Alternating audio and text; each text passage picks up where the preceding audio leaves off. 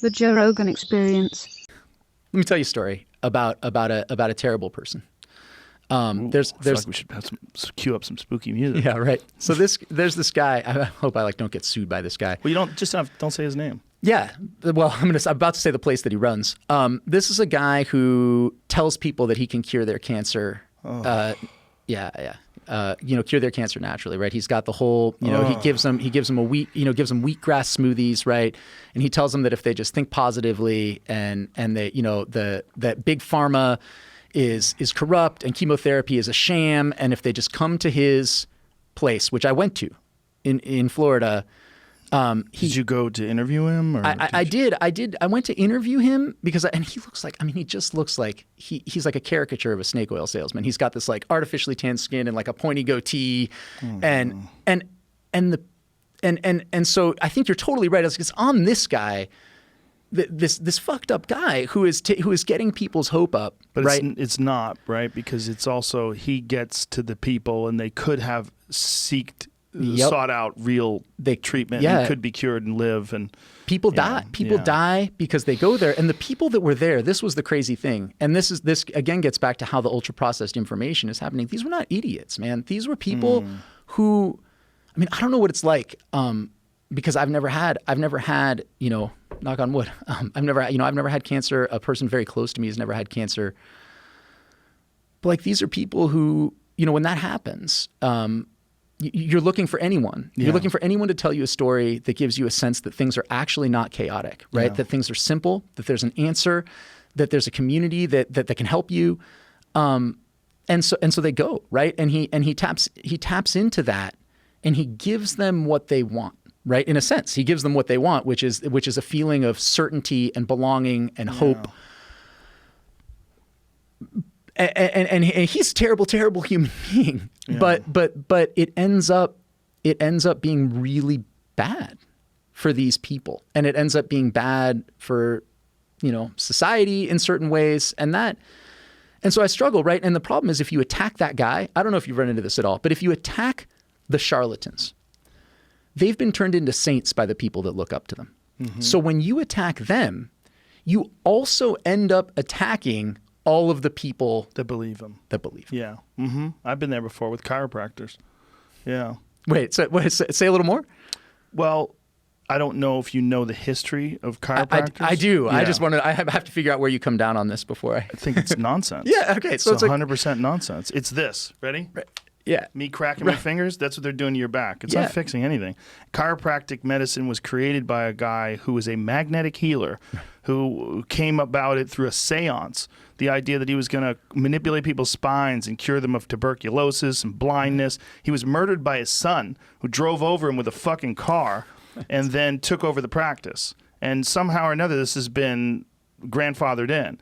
Like, I told this to a friend of mine the other day, who was talking to me about chiropractors. I go, do you know how much time a chiropractor spends in medical school? They go, how much? I go, 0. Right, yeah. 0 time. They're a doctor of chiropractic medicine, but they're not a doctor. There's people flipping out right now, though, who have been to their chiropractor, who have feel like they've gotten relief, who respect their Yeah, well, there's some relief in someone manipulating your body, folks. Right. You should get a deep tissue massage, and you should get an MRI and find out what's really wrong. I came through this because I used to go to a chiropractor, and I had a bulging disc, and it was fucking me up for a long time. It was really bothering me. And this chiropractor was assuring me it definitely was not a bulging disc, and there's probably a muscle tear, and we're going to fix it by manipulating this. I'm going to change your that and crack and see, I got it there. Let me adjust this, boom, in your hip, this. It was all horseshit.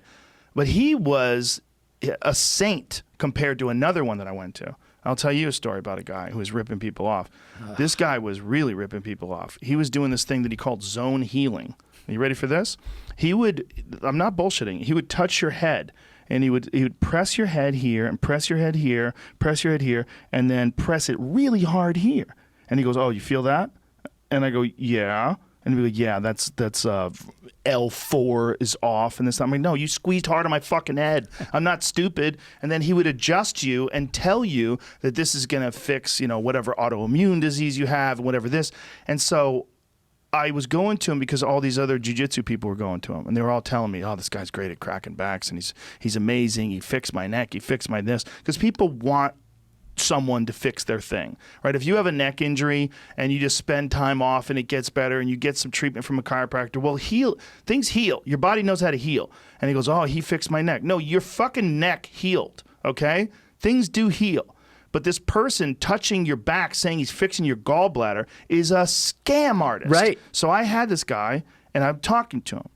And so I said, well, how does this work? And he's explaining to me, he's got a chart. This is zone heat. This is how we're fixing this and that and that and this. And I said, but all you're doing is pushing down on my back. How are you fixing all these things? And so he tries to give me the shenanigans, the little song and dance. Hey, hey. And I keep going. And I say, how are you fixing this? You tell me what is going on here. And so it goes down to the placebo method. He literally tells me. Oh, he said it if to you. If you believe in these things. I go, so you're telling me I have to be so fucking dumb to think that if you push on my back, it's going to fix my liver. And then it will fix my liver. Well, he goes, well, you do know the placebo method does work. I go, so you're taking money from people to lie to them. So we have this tense conversation in his office. And I'm looking at him, and I know this guy's got a nice house, and he's got a nice car, and he's just fucking stealing money from people by giving them these false hopes. It's creepy shit, man. And it's really creepy shit when you're alone with the guy and you're talking to him about it and you get him to say it's the placebo method. And meanwhile, other than that, nice guy, which is even more fucked up. Like, I knew him. Like, he seemed like a nice guy. I didn't even know chiropractor stuff was bullshit. I mean, the history of it. I mean, like you said, right? If you look into it, it's sort of hard to believe that people, like, it's still a thing. It's hard to believe that insurance covers it. Yeah, and this goes back to the religion stuff too. I mean, I got into all of this stuff. So my actual area of academic expertise is classical Chinese philosophy. So like that's what I did as as an academic. And I read all these ancient Taoist texts and stuff like that. And there's all these promises in there about, if you take my, mercury mixed at night with this and you eat in this way. And I'm looking at this stuff and I was like, this seems very familiar, right? There's a lot of that going on today. And then you look at the history of chiropractic and there are these vital forces, right? Homeopathy is a similar thing. There's vital forces that are actually what's causing illness. And if you look at the history of that, it's quasi-religious. Reiki, which is like the energy healing, right? And it's like they didn't even touch you, right? Right. Yeah. And it's these words. I mean, it's really interesting. These words, energy is one of these words that can easily slide from explicitly religious to seemingly secular, right? It's like, oh yeah, energy. That's in physics. They have energy, right? Yeah. But it's like, no, this is a thing. They're not manipulating your energy. There's not something scientific happening here. This is a religious ritual, a healing ritual disguised as some kind of science. Right.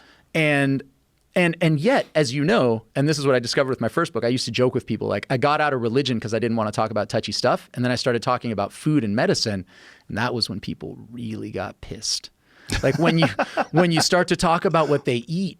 So you got out of religion just because you didn't want these uncomfortable conversations? I'm joking. I stopped doing religion, or not stopped doing because I still do scholarship stuff. But I wanted to talk about it in a way that was relevant to modern society. So I didn't just want to do classical Chinese thought. I wanted to look at how the stuff I had learned about how religion works or about the history of religion and apply it to, how are people choosing the foods they eat? How are people choosing the medicines? Like with Chinese medicine, right? People would say crazy stuff to me. They'd say things like, acupuncture is natural, right?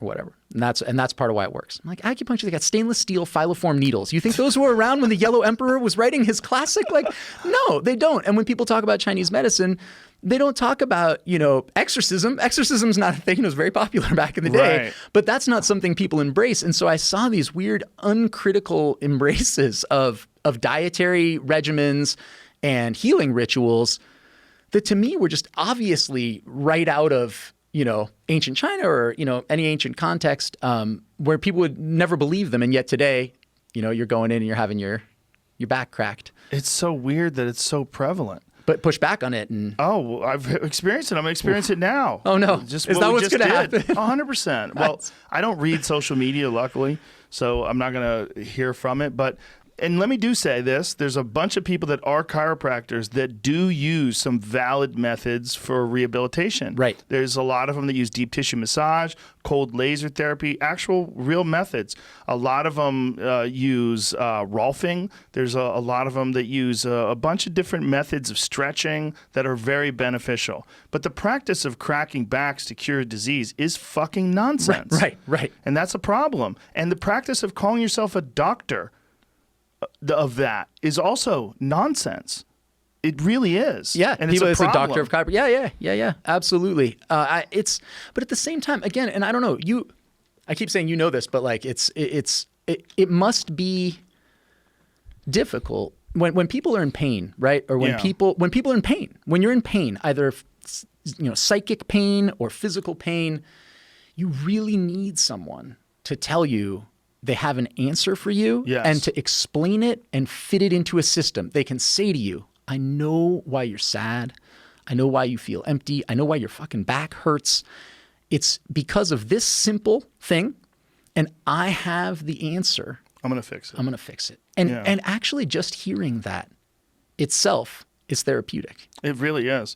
And that's the problem with going to a healer. Because there's many people that have gone to people that have claimed to be a healer, and just this process of embracing this new situation, this like, I am here, I'm getting healed, oh my God, it's happening. And a lot of what makes people ill is anxiety, is stress, and the placebo effect of having some sort of in your mind, perceived solution does have tangible physical benefits for some strange reason, which is really weird, like what goes on in the human mind.